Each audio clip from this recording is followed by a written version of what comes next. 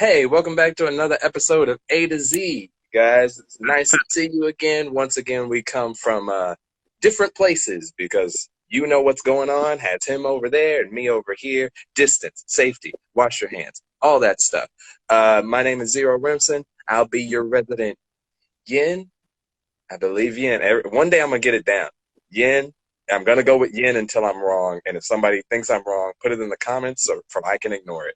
Yin as the light, and Aaron Chase to my bottom right, or wherever I put him on the screen, as our resident Yang, the dark. And as you know, we have very similar personalities, except I lean positive and he leans realist is the word I'm going to use. And Sure. so today's episode, we're going to be talking about something kind of special, you guys, because we've had this project that we started working on while this was all going on, as many creatives have been doing since being stuck in their house because they can't just sit down. They can't just go to sleep. We got to keep making stuff. So what we're doing is we're releasing an EP. I'll let Aaron say a little bit because I'm doing a lot of rambling. So Aaron, you gotta. Yeah, I don't know. You were the originator of this idea. So Was I? yeah, because I mean you were the one who got the engine of it going, where you're like pulling the ripcord on the lawnmower to make it go. Like you threw out after the first podcast that I did on you guys' thing that you wanted to do music, but it wasn't until the whole everybody has to be stuck somewhere thing that you were like, hey, we should do that now. Yeah, I usually the guy that pulls the ripcord. Yeah. So basically, I guess I want to make music. I know Zero makes music, and I think it's going to be fun releasing it because I don't think people realize that we are actual musicians. Like people think. When a comedian like I'm gonna make a song, they think Lonely Island or something kind of goofy. I don't think people are expecting it to sound like music. Right. You know what I mean? Right. So I'm excited about it, and I think I don't know. I think the EP is a nice little example of what we could do in a real album with some time and some focus. Right. Quarantine. If we were in the same room together, I think there'd be more synergy. Right now, my main issue with it when I listen to it all the way through is that it's very clear like we're never in the same room together. It's very clear the way it's structured, like, all right, Aaron's turn to say things, Zero's turn to say things, and it goes back and so in the you listen to Earth Gang, right? I actually don't. I don't know who that is. Oh, do you know? I'm also interested to talk about this specifically. Is our taste in music, I feel like, are on different sides of the spectrum entirely because of what you threw into the chat while we were talking about making it. Like, it was all this stuff that I had heard of, but I never took the time to actually listen to. Like, Dro, he's deep in it, so he knows all the stuff. But all the stuff was relatively new to me, except for Brockhampton. Brockhampton was the only one that, like, I knew. Everybody else was like, oh, this is what I would consider underground. Whereas all of my stuff is very mainstream, very pop culture. I got an idea. Mm-hmm. All right, let's do a breakdown of our musical interest and history and how we got into music. Okay. What's black and What's black and you ride on? What does that mean? It's a joke. What's black and you ride on? This is in the chat, you guys. For those of us watching it back later, Harrison, one of the commenters, put "What's black and you ride on." It's a setup for a punchline, but I can't think. The punchline is I don't know. A road. All right. It's a misdirection. We're talking about music today, Harrison. That's the topic that we're on right now. You were saying you wanted to talk about your history with music, like like our backgrounds with it, to give some context. So, like, do you want to go first or want me to go first? You go first, so I can get more of an understanding. Okay. I actually remember the first song that I paid attention to on the radio was it was Warren G and Nate Dogg's Regulators. It was around Christmas time, and it came on the radio. And it was the few rap songs that my family seemed to have tolerated on the radio because it had that R&B flow to it. So it kind of tricked my family into being like, yeah, this will be fine. And they would play. I remember being in downtown Riverside as a kid, about to do What's Long, Black, and Wet. I don't know, Harrison, what's long, black, and wet? I remember, I remember being in downtown Riverside with the lights and everything, listening to Regulators, and being like, "Oh, this is dope. This is what I want to listen to." And so from there, I got really into like '90s hip hop. So Tupac, Biggie, Wu-Tang Clan, N.W.A., Dr. Dre, Snoop Dogg, all those guys. Okay. A Submarine. Keep them coming, Harrison. Keep them coming. I feel like so many things can be this.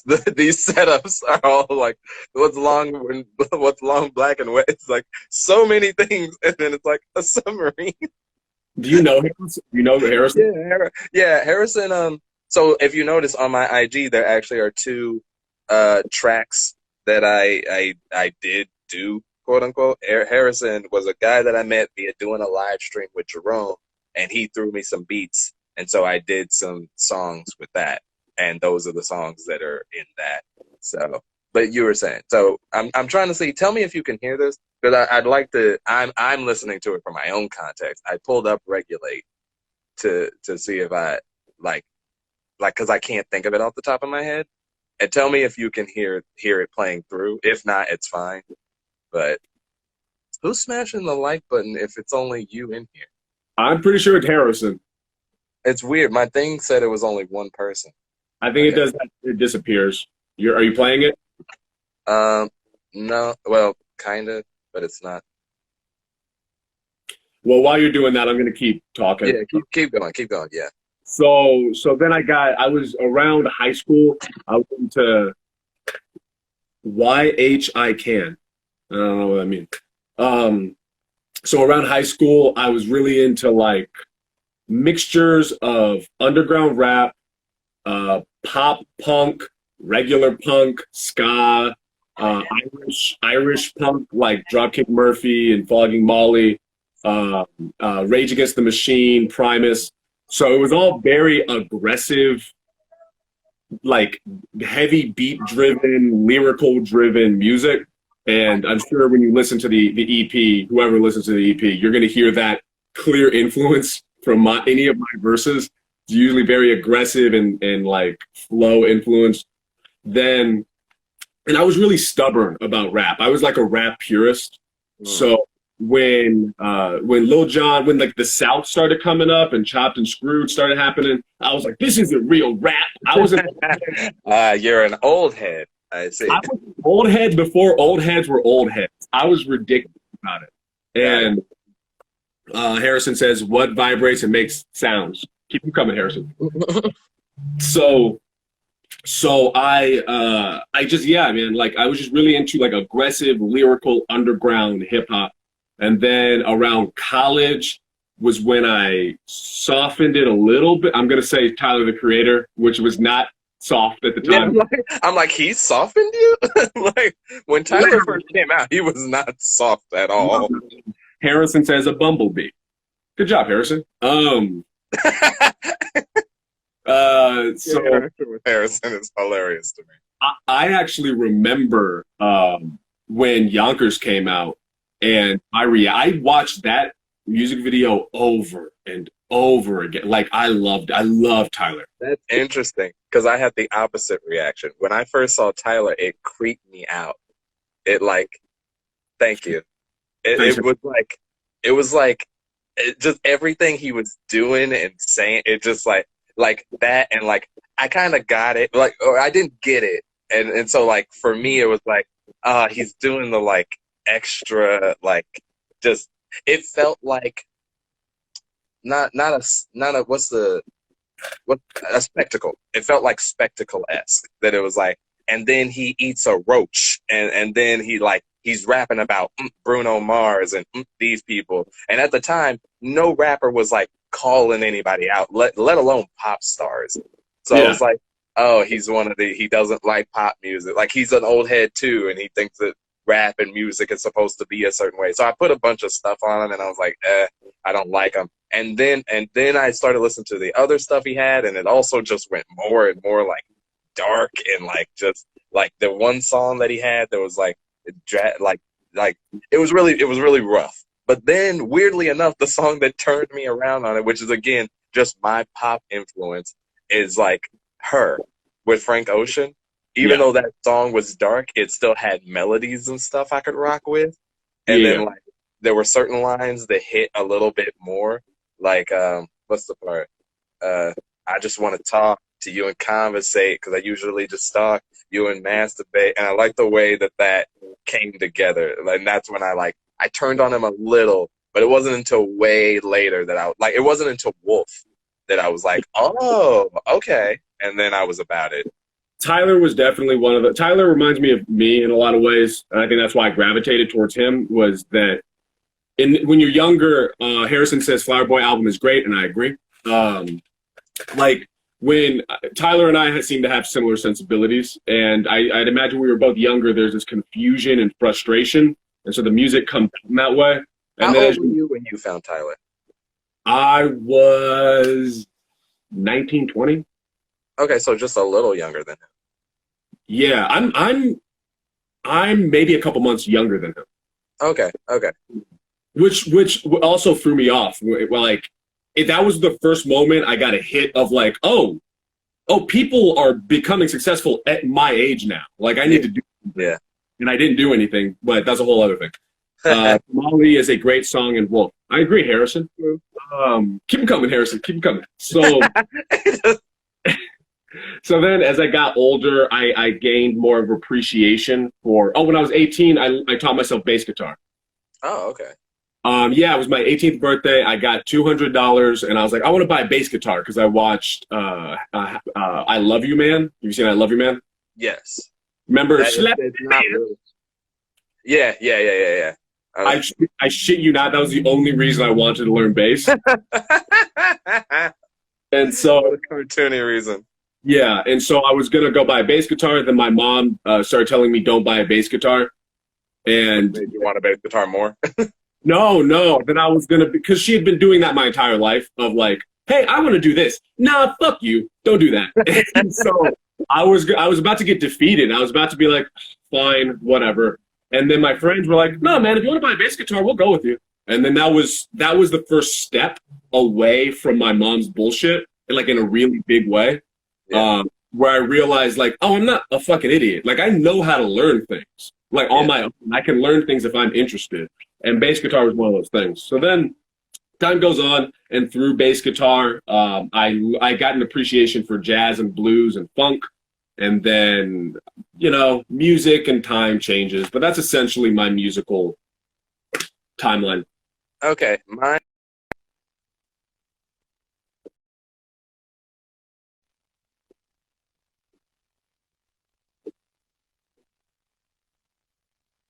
trying to think of, off the top of my head, my very first soiree into music was like Disney movies. Like all the classic 2D Disney movies and like their musical hits. Those were the ones that first were like, yeah, these are songs that I'll put on my CD and I'll listen to them. And I remember my first CDs were, this is going to sound completely opposite of what I just said. So I started with Disney music, and then somewhere I hit into 90s pop. So like NSYNC, Britney Spears, Christina Aguilera, Backstreet Boys, all of them started hitting me. So my very first CD that I can remember was Christina Aguilera, no, NSYNC, No Strings Attached. And I used to bump that on my CD player all the time. The next CD that I got was Christina Aguilera's Come On Over, whatever album that was on. But my aunt messed up and got the Spanish version. So I listened to all her songs in Spanish for some reason. Still hits, just different. And then after that, I ran into Mario, the R&B singer.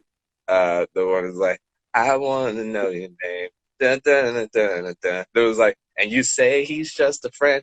And you say he's just a friend. Oh, baby, you. That thing. Like, so I played him on repeat, and it's great stuff. I still love Braid My Hair. But all that stuff was good. And then there was a shift, but not full shift. So when 50 Cent dropped, it was like my stepbrother, who I looked up to a lot. He used to play him a lot. And I was still in my like super, like, you think I'm Goody Two Shoes now? As a kid, I was like the most little prudy, like, oh, he said a dirty word. That's not good. Like, and so like listening to 50 Cent uncensored was like, oh, okay, but like the beat's still cool. Candy And Shop? Which one? In the club? the Which? first one, the one with him on the, I can't remember what it's called. Ah, One with yeah, yeah. I know. him on it. Yeah, the one with like in the club and man, Classic. so many hits. Yeah, the classic. And so Yeah. listen to that one for a while. And again, so my basic thing is like any popular song that came on the radio in those eras from like the 90s through I would say all the way up to like yeah, middle school, like 7th grade and middle school is when I can remember switching over to my own taste. And the reason that I switched over to my own taste is because nerd, I started getting into the internet. Internet led me to videos of cartoons, specifically anime. Anime led me to AMVs. AMVs usually had like pop punk or rock or music in it because they're fight scenes. Nobody's using like rap to do fight scenes unless you count Linkin Park. So this is where I started getting into like Linkin Park, System of the Down, uh, Panic at the Disco, any of the stuff in the early 2000s that you could have seen like anime characters fighting to, that was my jam. And Right. so like I played that. That was like my main thing for a while. And then it wasn't until college that like I started slipping into rap. And literally it sounds so cliche, but like because I know what I look like. But my friend, so here's the story. This is the story of All my about. relationship with Donald Glover. So Okay. so I was living a normal life. High school senior year, I get the chance to go to I go out of state for a forensics tournament. When we're in the car ride to go out of state for the forensics tournament, this kid sitting next to me, very smart, very cool kid. He's like, "Hey, have you heard of this guy? He's on this show called Community." I'm like, "I've never seen Community. I don't know what any of that is." He's like, "Here, just listening to this thing." He's just like, "No, there's this one line that I really like." And he's like, he plays it through, and I'm kind of like listening. I'm like doing the nice friend thing where you're listening, but like, you're like, yeah, it's not bad, but it's like, I don't care. And it's like, the line where he's like, man, what was it? It's like stacking paper, Dunder Mifflin. It was like a Dunder Mifflin line, Yeah. and I was Yeah. like, hey, an Office reference. That's cool. I've never heard someone in a rap song make references I relate to. Like all Yeah. the raps that I hear is like, freaking, they made money and they get girls. It's like I don't know any of that life. That's not what I know. That's why I relate to pop punk music is because they talk about like girls that I like, and if I show you the world, then that's my thing. Like that's I relate. But like he dropped that. I was like, oh, okay, that's cool. Then I let it go out of my head for the rest of senior year. Then I went to school. It wasn't until what was it? It was like no, it was halfway through senior year. I found him on my own some other weird way and started actually listening to his lyrics. And it sounds like a dumb thing, but I feel like everybody in that era of rap still we were still all under that influence of like we know what rap is. Like rap is like violence, gun, women. Like that's and drugs. Like that's the thing that rap is. But then there was this shift where everybody had the realizations like, oh, they're saying stuff. And then you like listen to their lyrics and you're like, oh, that's actually pretty sick. So I started listening to Donald Glover's lyrics, and obviously I related to him the heaviest. And then I locked into him, and then it was me and him rocking all the way up into college. Freshman year of college, I ran into my best friend and producer on the album, looping it back around, guys. EP, he's the one who's producing the EP, Drove by the Key.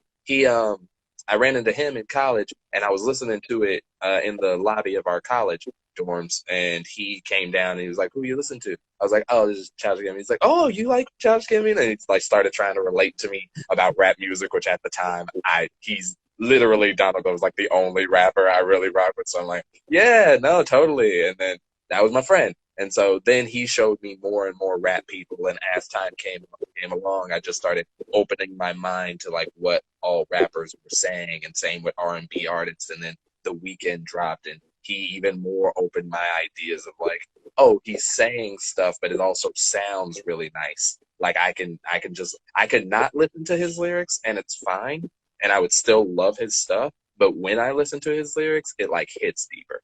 And so that's been my journey with music. And now I'm pretty much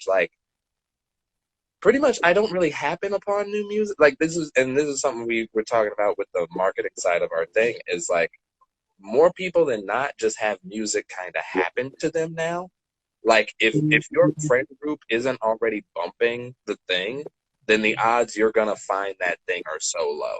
Like they'll throw up ads of like, here's a new song, and I'm like, oh, that's cool, swipe. Like it doesn't even matter even when you put that kind of money. It's like it seems more and more that people don't really choose what they like. They just kind of like whatever's put in front of them, and you put it in front of them enough, then they go, oh yeah, that's good. That is good. Like we all didn't choose. And again, this is no shade to those people. They all work very hard. Anybody in any industry who gets to a level, I respect to the highest degree. But we all didn't choose to listen to Blueface. Blueface was like a thing that everybody was pushing and was like, look at this guy, look at this guy. And whether you were like, I don't really like his thing, or you were like, oh, I really like his thing, you didn't have a choice but to have an opinion. And then they just kept hitting you with it until either your opinion was, all right, it's fine, or, oh, he's the dopest. And it's like, it's rarely up to you. And so I fall in this weird pocket where I both understand that, but I'm not above falling into that. Like, I'll dislike a song when it first comes in the club, but after they play it several times, I'm like, yeah, it's playing, dope. And then I know where the beats hit and all this stuff. So I'm very much like, I'm the opposite of underground. Like, I'm so much into pop music. Like, popular culture, I actually rep really hard. I think that's why this EP is gonna mesh well. Yeah. I don't think, like, listening to it, I don't think it's amazing. I know we could do better if given the opportunity and the time and the space for it. But it is definitely listenable, which is kind of weird to hear. Like, have you ever made anything like this? Huh? Have you ever made anything like this? Like this specifically? Mm-hmm.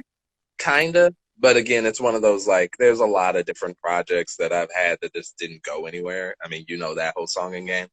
And so, like, yeah, it wasn't necessarily this style. Like, I would say, like, I don't think I've done anything with somebody that raps like you do or with the topics that you do. But I have done with somebody whose style is the opposite of mine, that isn't as, like, melody-based as mine. It's more about, like, the context. I actually made, I'm not going to tell you what it's called on here because I don't want people to. I made an album with some friends when I was about 18, 19, maybe 20. Whew. Yo, it was like, first off, they dictated the feeling of the album. So they were into science fiction and space and Star Trek and shit. So it had, what's up? I said, okay. I'm trying to understand that as a context of music. Like, science, like, as soon as you say that, my brain goes to, like, Daft Punk. Like, that's... No. Okay. If Captain Kirk rapped... Okay. Oh, yeah. That's interesting. Somebody called them nerds. Yeah. I mean, they were just really into sci-fi. So the album, and they were both the producers. I was just rapping on it. Right. So their whole thing was science fiction, and it has this, like, it feels like you are in, if you are in the Guardians of the Galaxy spaceship, this is the music they'd be playing. It just sounds like it's in space. It's weird. Okay. And all of this, it was during a time when, like, if you think I'm angry now, oh, Aaron, I can't see this. You don't need to see it. You don't need to listen to it. He's trying to keep it that way. Yeah. But sadly, if anything goes according to plan and we get to where we're going to get to, people will find it. Yeah. Either way, whatever. I'm one of them. All right. Have fun looking. But it, like, this was when I was way angrier. I had less maturity. I didn't have control over my emotions. Oh, fuck. Shit.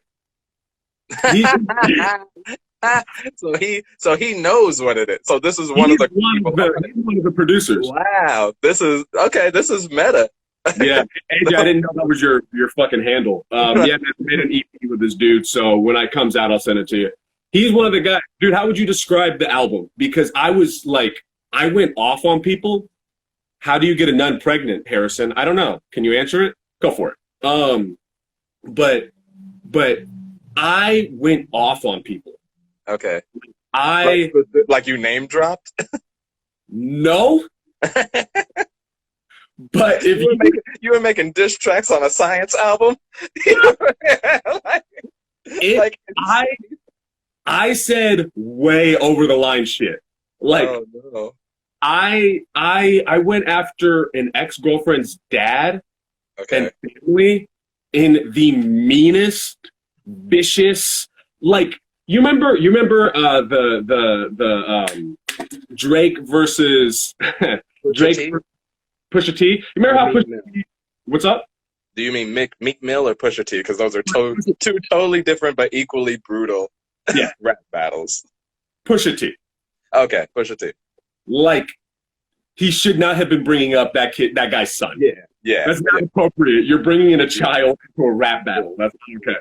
And I would just like to say is somebody pointed this out in I can't remember what chat it was. No, that's what it was. I went down a diss track rabbit hole because I was like, it was in the era of Pusha T. And I went from Pusha T to the Meek Mill one to like famous rap battles of all time, like people who beefed.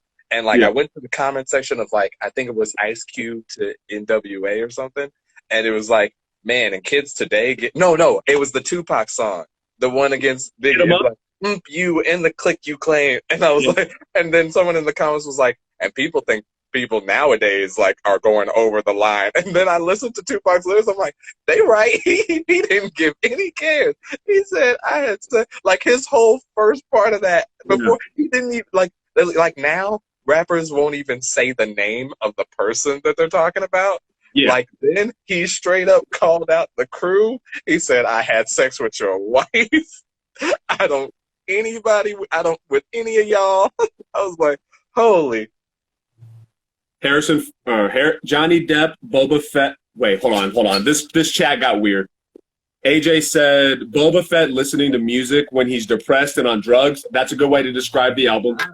Okay. And then Harrison says, Johnny Depp, Boba Fett, Elizabeth Little, Check Lavish. I don't know what's happening. I think I had a stroke. Anyway, yeah, man, I just, in terms of my maturity, I just wasn't mature enough to express the music in a way that wasn't so blunt, so mean. Do you think you had bars at the time? I thought I did. Okay. Have you gone back and listened to it at all? I have. Okay. A couple years ago. Say it all rhymes. See, this is like when someone tries to pick apart a joke and they read the joke and it doesn't have the same, right? Like you know what I mean? Anyway, like I believe you can flow it very well. we reading it is gonna just destroy it. Johnny Depp, Bob. Fuck. I'm sorry. You are better than me, my guy. You're gonna take an attempt. What was it? What was I saying? There was. It's not a joke. Oh yeah, your thing. So you're saying you thought you did, but you're a little embarrassed of it now. I think considering that I'd never really rapped before on anything, and I was young, I think considering that it was like, oh shit, that's not that bad. Yeah. But as a 28-year-old man listening back to it, I'm sure I'd be disgusted with myself. And I, anytime I listen to things from 2 weeks ago and I'm disgusted with myself. So, well, okay. Harrison said, "It's white and little." Go for it, Harrison. What were you saying, Zero? I was gonna say, saying I released a couple. They're not project. I used to do just like singles, and literally it was like at the same time Dro was working on beats. And so I'm not ashamed of mine, though I don't think they're amazing. I don't think they're good. They're not mixed well, but there's still some melodies there. And the things I'm talking about are very cliche. Again, they're very pop music. So like, if you want to see it, just search Zero Rimson and SoundCloud. I'm the only thing that would ever come up, and it's all exactly what you think it is. Just imagine somebody figured out reverb. Like somebody learned about reverb and delay and was like, this is why I don't sound good. And then just made a bunch of songs. because Yeah. I've had this Yeti mic since then, and this is the same thing I record all my stuff on. But like that's what it is, and I didn't use any sort of padding or like noticing the sounds or how loud I should be. What do you think career wise? I mean, I don't think this EP is going to blow up or anything, Yeah, but career wise, as comedians, what do you think we can do with music that will help that'll go together? Like, there's something that Gambino's done yeah, very well. He's made it so that he is a musician and he is a fucking everything. But let's just leave it to music and comedy. He's yeah, done the thing that works really well together that I'd like to do. yeah. Like, I think. Oh, you go ahead. Finish your thought. okay, like for instance, having a rap name. I'm not gonna be as the rapper. I'm not Aaron Jakes because I Okay. don't want that to be connected. Uh, So like, how can we? How do you think we can make them separate but parallel? And how do you think we can take the music since we can't do stand up right now? How far do you think we could take the music thing? And what would be our strategy? so, in order of questions, one, honestly, I think the name thing's a very technical way to look at how he separated it. But I think more than anything, he was just honest about it. I think he was just very straight, cut and dry, and was like, "Hey, like whenever if you go back, you can find him on the internet. People secretly recorded his "I am" Wu Carly, Tang Ninja. Yeah, yeah. yo, are you down? Because I I said I'm already, I already know mine. It's. I think it's something Donkey Kong. It's not good. okay. Uh, but like he yeah, you could do that way, but I think he really superseded it by being honest. Because if you watch his I Am Donald Chores that people actually recorded, he just gets on stage and he has a joke within his stand up that's like, yeah, this is the part where I go do music and I understand that's weird. Nobody wants to hear a comedian do music, but I'm going to do it now. And then he does his music separately. So it's just I think people, especially now, because like honestly, we like multi-talented people. It's hard for us to comprehend a little bit because we like boxing people in. It's just easier to understand. But like, if you just do it honestly, like that's the problem. If it would be more, it's a problem for little Dicky because like he is so funny that people are having a hard time taking it seriously. But like, he's just saying that's just me. Like that's why everyone still wants to put him in the comedy box because he is so funny. But when people listen to you rap, there's not a joke to be found in there. There's not a funny thing to be said. Which, to be fair, if I'm being honest, I think plays to your detriment because I think that is a part of you. But like, I get it. Like as far as the music stands right now, I think those two things will naturally separate. Again, I'm not against you having a rap name either, but I personally I'm gonna stick with Zero Remsen across the board just because it is all me. I'm gonna have parts in my music that are funny the same way I'm gonna have parts in my comedy act that are serious.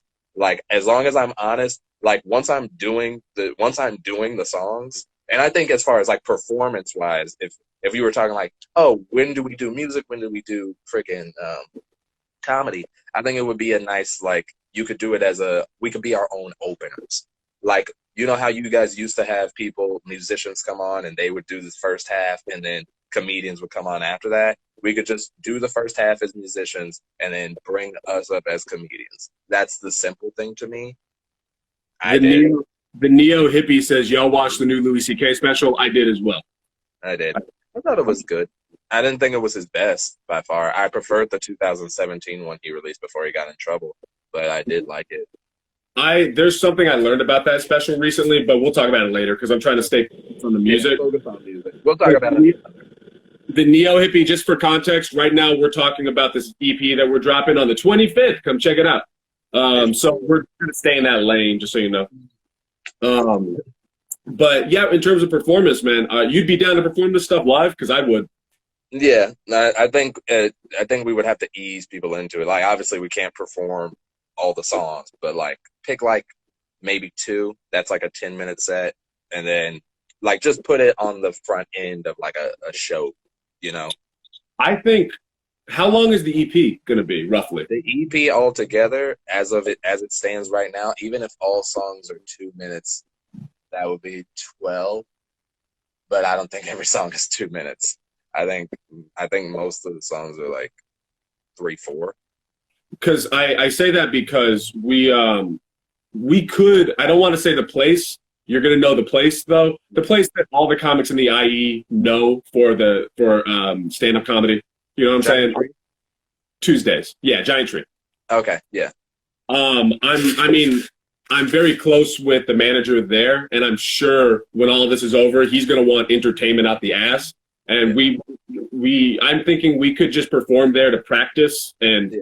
bring people out and do. It could just be music, or maybe we could book another music act so we could just do music that day. That'd be kind of cool if you're Well, up see, for. that's the thing. I'd rather have it be. I don't want it to be separate.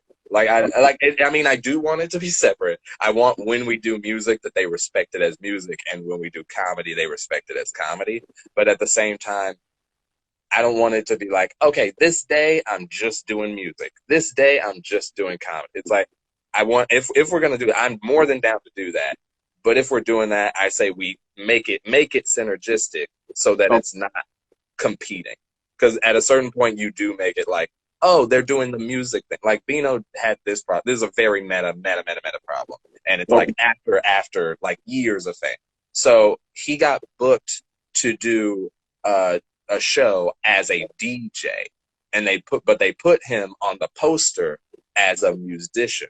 So he came in to DJ, play other people's songs, but then everybody was like mad because they were like, we bought the tickets because we wanted to see you perform, and you're right, just playing other people's hits. And he was like, no, I was getting paid to be a DJ tonight.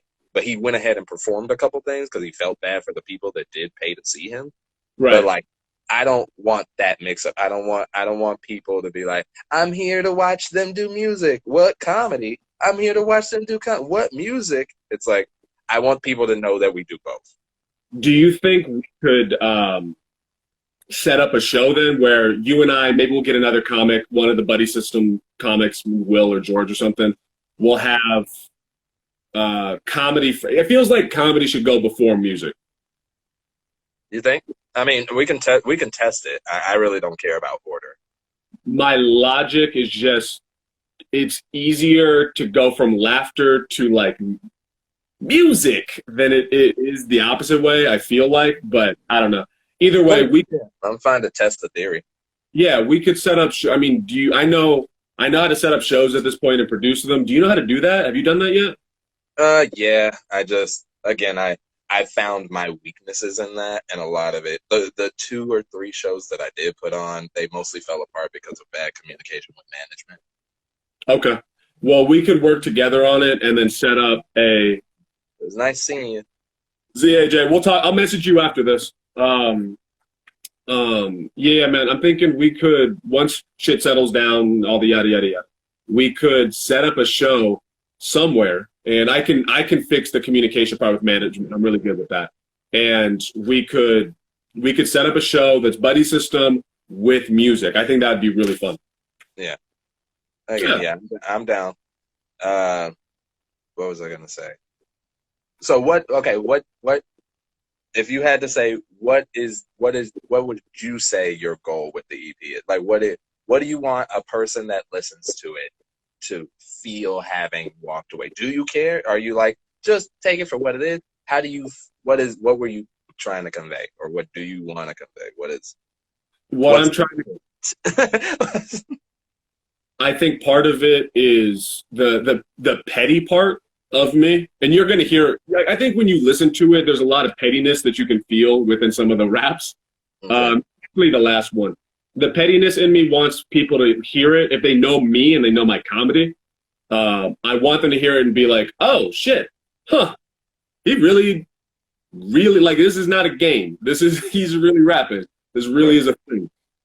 So if you know me, I would like that to be the reaction.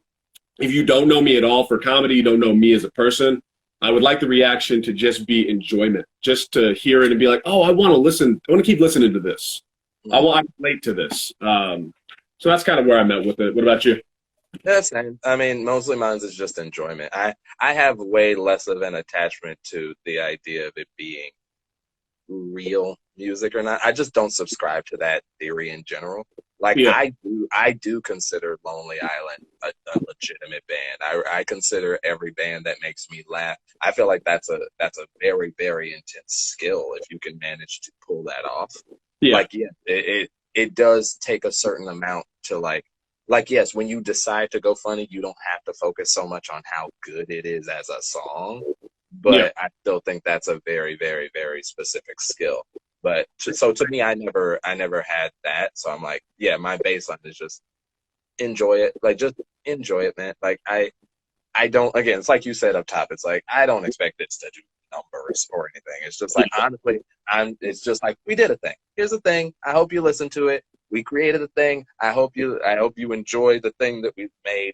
Don't ignore it. But like, that you even gave it a one-time through, I'm proud. This is the yin and yang part of us. So I'm going to give you the negatives. Yeah. Okay. So first off, the positives is I agree with you. I have this thing where, and I think you've noticed it, it's a half and half. Half of me is very positive and like, yeah, fuck it. I just want you to enjoy it. And the other half of me has something to prove. Right.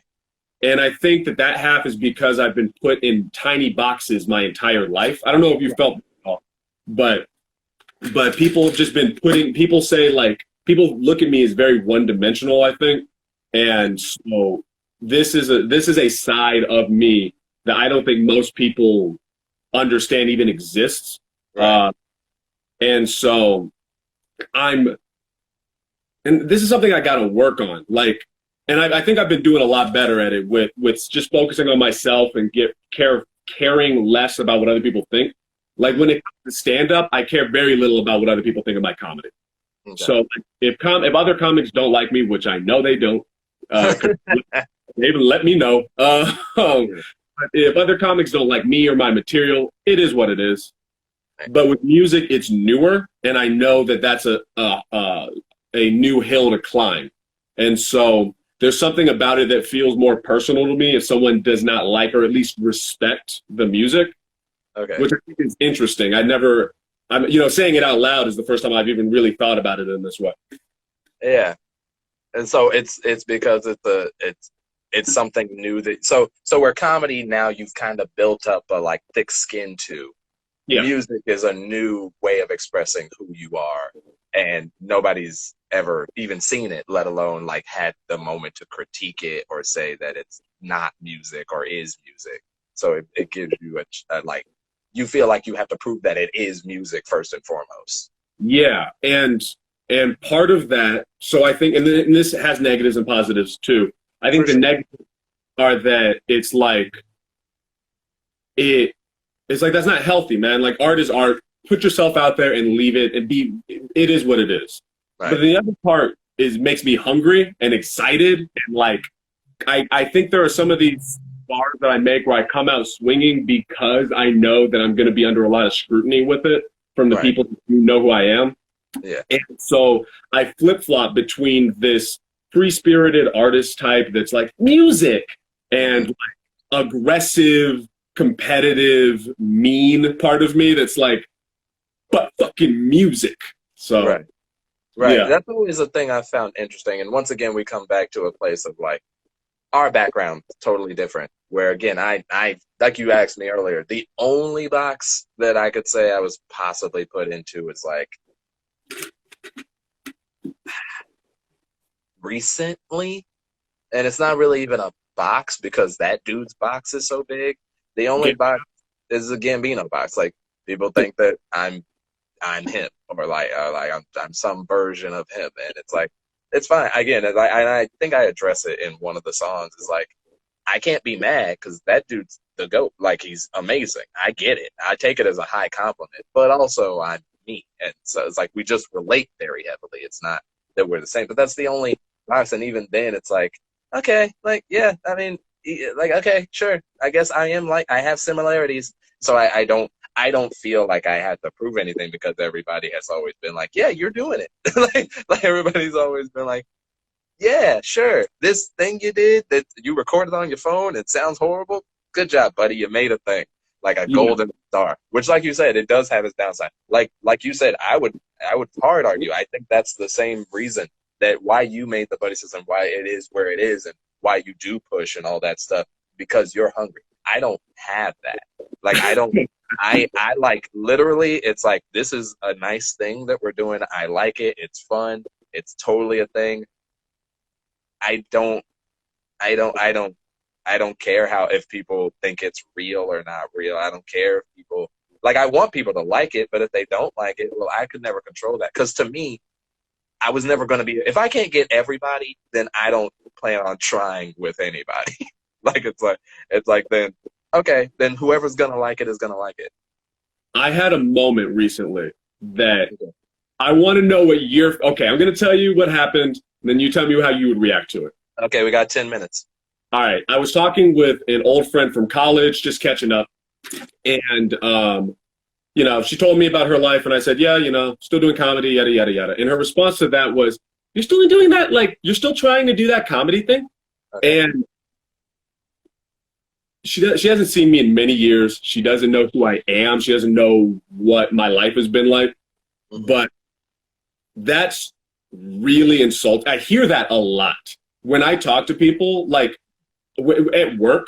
Months will go by, and then they'll be like, I'll be like, yeah, I did a show last night. And then they'll be like, you're still doing that, your little comedy thing? And it's like, fuck you. Like, can you, if I was trying to be a surgeon, you wouldn't be like, you're still in school. What are you doing? Like, you wouldn't do that. Right. So part of me, when I hear that, it annoys me. It really annoys me, and it's insulting to me. It's like, are you saying I'm not talented enough? Are you saying I'm not harder? What are you saying? Like, you're really insulting me. And the other part of me is like, oh, I can't wait because I'm hungry. Like, there's a little piece of me that's like, I'm gonna show you. You'll see. And that also feels good. It's this weird balance that I try to hit, where I try not to lean too much on either, and I try to make nice and even, where I'm hungry, but this is also what I love to do regardless of what people think. So, okay. So, yeah, for me, first of all, I'll say that, like, yeah, nobody's ever hit me like that. No, nobody's ever come at me like, you're still doing it? Like I do it all the time. All the time. I don't get that at all, but I think it's because, now, to be fair, again, it could be the circles I run in. Again, they very much like me and believe in me no matter what I do. I could stop doing all of this and tomorrow be like, you know what? I'm going to get into theater. I'm just going to go do theater. Like, I'm going to do a street mime thing. And everybody like, really? Street miming? Okay, well, whatever you doing, baby. Like, that's who the people I'm around are. Or my friends will be like, really? Street mime? That's a weird thing. And they're going to make fun of me. But, like, again, it's all good. It's all jokes. But, so first of all, I'll say, haven't experienced. But if I had experience, the way my brain interprets, are you still, you're still doing that? It would be like, yeah, like, yeah. Like, and I get it. Like, to me, I get it, because it's like, you're not me.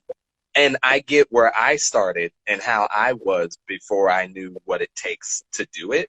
And it does look easy. It looks like one of those things that's just like, either you got it or you don't got it. And it happens overnight. Like, everybody who's ever been famous puts in the work, but then they're famous. Like, nobody knows the behind the scenes. Very few people care to listen to Kevin talk about how it was 20-something years before anybody really knew his name like that. Like, everybody just sees you when you're on. They don't really see you when you're off. So I get it that, like, if I'm not already there and I said I was starting a couple months back and it doesn't look like I'm making exponential climbs, that I'm like, I did a show. Okay, now I'm at a theater. All right, now I'm on TV. If I'm not doing exponential landmarks, where to them, like, you would think like, oh, you stopped. Like, you must have stopped because it hasn't taken off yet. So I figured you stopped because it hasn't taken off. You haven't been talking about it, like, all of that stuff. But I think I circumvent that both with the people I surround myself with and by constantly throwing it in people's faces. Like, the only thing I have on Facebook, Instagram, any social media is comedy, stand-up, skits, or music sometimes. So, like, there is no question if I'm still doing comedy because I'm still uploading comedy. Nobody thinks I'm like, where'd you get this footage? Are you still doing it? And you're just uploading old footage? It's like, no, it's clearly I'm still doing it. But like, it's people have no idea. Well, the long and short of what I'm saying is, in my register in my brain is, oh, you don't know. And yes, I'm petty too. Like, obviously, if they were coming at me like, you're not gonna do it, like, you're not gonna do it, you're gonna give up, then I'm also like, okay, all right, noted. All right, you'll see. Like, you're gonna see. Like, there's no world where you don't see it. And once you see it, you're gonna do that thing like, oh wow, he really did it. And they'll care about that much, and then they'll keep it moving. But like, the pettiness in me is excited for the moment that I also, this is a weird, man, I'm weird, man. Sometimes I enjoy those interactions, those, you're still doing it, because I know when I'm going to hit that point, I'm going to hear back from some of these people, and it's going to be so good to ignore them. Oh, I'm going to see the message. I'm going to left it as unread. I'm just going to jerk off and like, so I have this like balance with it that I've been working with. How much time do we have left? We have 5 minutes. Do you want to just cut it? I know that Harrison says what's black and hard, and then says JK. But I guess, do you want to just wrap up and say, like, just remind it, like an EP coming out on the 25th? Okay. Yeah. So, man. Okay. Actually, last thing. So, are you coming up with a rap name? Do you have one? I don't know. Okay. Well, then we'll just sum up everything that this episode was about real quick. Just to remind you guys, by the time you see this, it should probably drop, because this is gonna probably go up Saturday or Friday, and it's the 25th, which means it'll probably come out Thursday. Thursday, yeah. Yeah. So this Thursday, the Thursday before this episode gets uploaded, or if you're watching this in live time, this Thursday, literally April 25th, we're dropping an EP called A to Z. It stars me, Zero Remsen, and Aaron Chates. It's produced by Drove by the Key. It's a lot of great songs. Some are very heavy. Some are like fun. We go back and forth. There's some stuff the producer's throwing in there. We got some fun bits. There's a little jokey feature that's in there, and we have this track that, fingers crossed, we get some banger people on. But if it comes down to being me and Aaron, then it'll still slap regardless. So again, keep your eye out for that. This has been A to Z, the podcast. Join us next time we do this live.